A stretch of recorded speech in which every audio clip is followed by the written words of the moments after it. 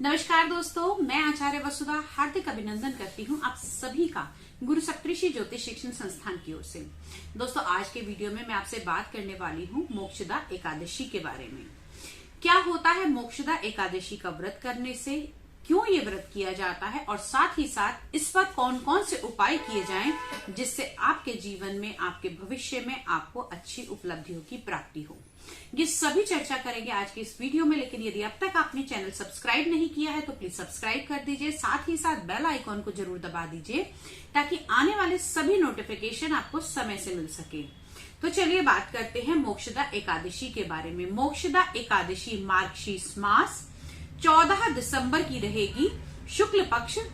अब मोक्षदा एकादशी का जो मुहूर्त रहेगा वो सोमवार रात 9:32 से शुरू हो जाएगा और आगे रहेगा 14 तारीख 11:35 रात्रि तक मोक्षदा एकादशी रहेगी। तो जो व्रत किया जाएगा वो 14 दिसंबर को ही मोक्षदा एकादशी का व्रत किया जाएगा।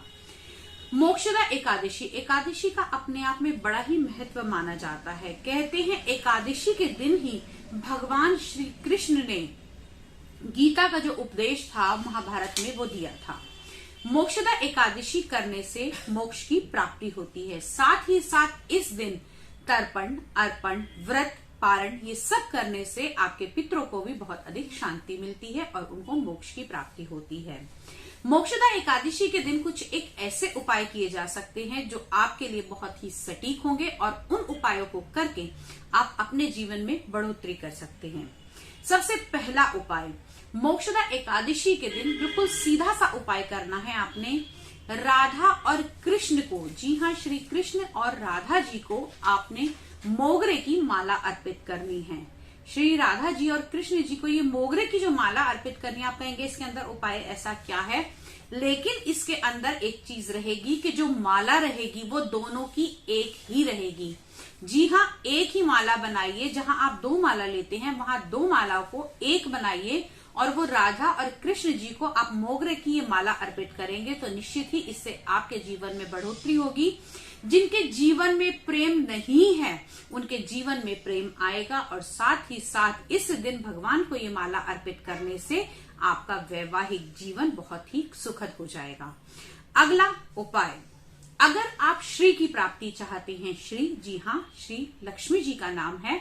यदि आप अपने घर में लक्ष्मी जी की प्राप्ति चाहते हैं तो एकादशी वाले दिन तुलसी के पत्ते पर कुमकुम से या रोली से श्री लिखकर आपने भगवान कृष्ण को ये 11 पत्ते अर्पित करने हैं। जी हाँ, श्री कृष्ण और लक्ष्मी जी, यानी कि मैं कहूं तो भगवान विष्णु और लक्ष्मी के मिलन से जो तृप्ति होगी उससे आपके घर में निश्चित ही श्री का आगमन होगा और वो श्री सदा सदा के लिए विराजमान रहेंगी। बहुत ही सीधा सा उपाय है लेकिन इसके बहुत ही अच्छे रिजल्ट मिलते हैं। अगला उपाय है, यदि आपको किसी भी प्रकार का कोई पितृ दोष लगा हुआ है जिसके कारण आपके जो भाग्य है उसके अंदर वृद्धि नहीं हो रही, आपके काम नहीं बन रहे, तो इस दिन दूध के अंदर अगर आप काले तिल अर्पित करके पीपल की जड़ में ये चढ़ाते हैं तो निश्चित ही आपको पितरों का आशीर्वाद प्राप्त होगा। जी हाँ, ये आपको जरूर करना है। ये आप एकादशी के दिन करेंगे।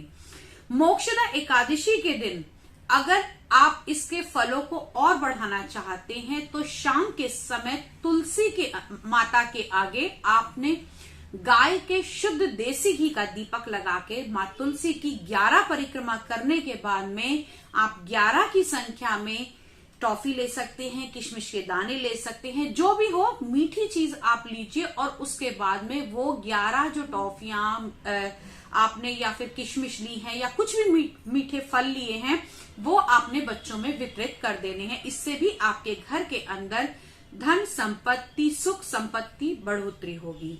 अगला उपाय, इस दिन आप यदि भगवान विष्णु को या भगवान श्री कृष्ण के स्वरूप को खीर का भोग लगाते हैं। आप कहेंगे कि खीर का भोग, चावल तो वर्जित माने जाते हैं एकादशी में, तो इस दिन जो खीर बनेगी या तो खीर साबूदाने की बना सकते हैं या फिर आप खीर मखाने की अगर बनाएंगे तो बहुत ही उत्तम है। मखाने की खीर यदि भगवान को इस दिन आप अर्पित करते हैं तो इससे भी आपको बहुत ही अच्छे फलों की प्राप्ति होगी। आपके घर के अंदर मिठास बनी रहेगी, सुख संपत्ति, प्रेम, यश, कीर्ति, मान सम्मान मिलता है।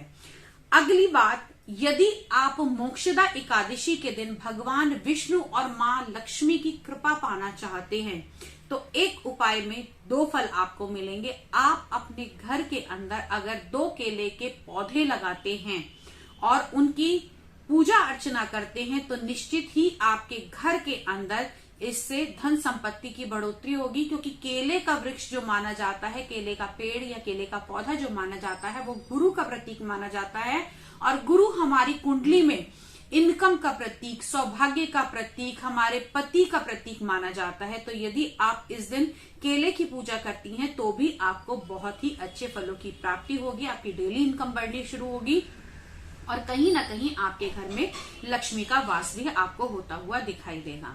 ये तो कुछ एक उपाय मैंने आपको बताए, मोक्षदा एकादशी के दिन आप ये सब कर सकते हैं। इसके अलावा भी दोस्तों बहुत सारे ऐसे उपाय हैं। यदि आप गीता का पाठ करते हैं तो भी आपको मोक्षदा एकादशी या किसी भी एकादशी के दिन आप गीता का पाठ करते हैं तो निश्चित ही इससे आपके जीवन में उन्नति प्राप्त होती है। एकादशी का अपना एक अलग महत्व माना गया है। अगर एकादशी का व्रत किया जाए तो निश्चित ही आपके सब संकट कट जाते हैं और आपको पितृदोष से धन संपत्ति आपको मिलती है और कहीं ना कहीं आप इस लोक का सुख भोग कर अंत में वैकुंठ धाम को प्राप्त होते हैं। तो दोस्तों ये तो थी मोक्षदा एकादशी के बारे में सारी वीडियो। अगले वीडियो में आपसे फिर मुलाकात करूंगी, फिर मिलती हूँ कुछ नया लेकर। चैनल से जुड़े रहिए, साथ ही साथ वीडियोस को शेयर जरूर कीजिए ताकि ये वीडियो किसी और के काम आ सके जिसको वाकई ही इसकी बहुत जरूरत है। कुंडली दिखाना चाहते हैं, वास्तु कराना चाहते हैं, न्यूमरोलॉजी कराना चाहते हैं तो स्क्रीन पर दिए हुए नंबर पे मुझे संपर्क कर सकते हैं, व्हाट्सएप कर सकते हैं।